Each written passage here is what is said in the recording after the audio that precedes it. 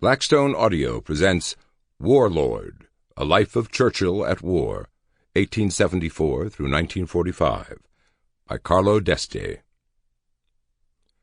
For Sue and Harry Brack, esteemed friends who helped to make this book possible, and for my wife, Shirley Ann, in memory of Airman Shirley Barton Eldridge, one of the many thousands who gave their lives in the cause of the Second World War. Introduction. Born for War. The largest human being of our time. Sir Isaiah Berlin. Long before he became a statesman, Winston Churchill was first a soldier.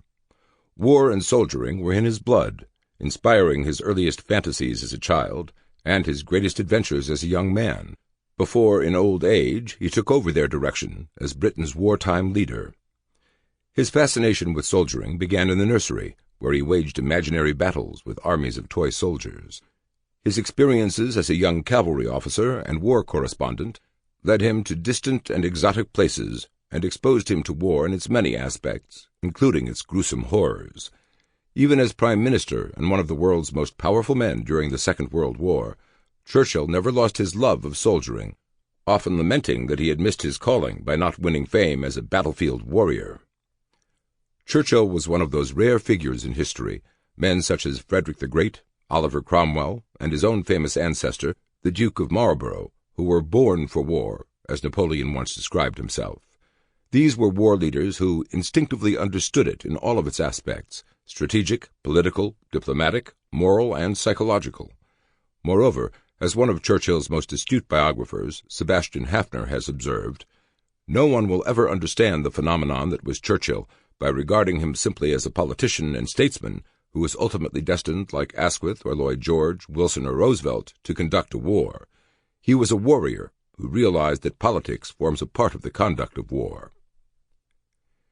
It is not so well known that Churchill was a military visionary with ideas of astonishing, if sometimes impractical, originality. As First Lord of the Admiralty in 1915, he conceived and approved the design and construction of an enormous Trojan horse-like armored vehicle that would transport in safety between 80 and 100 troops across no man's land to assault the German trenches, and in 1939, again as First Lord, he conceived Nellie, a gargantuan trench digger that would be used to permit the infantry to overwhelm the powerful defenses of the Siegfried Line in safety. Although both projects ultimately failed, they were nevertheless examples of the remarkably innovative ideas that poured forth from Churchill's fertile mind. Sample complete. Ready to continue?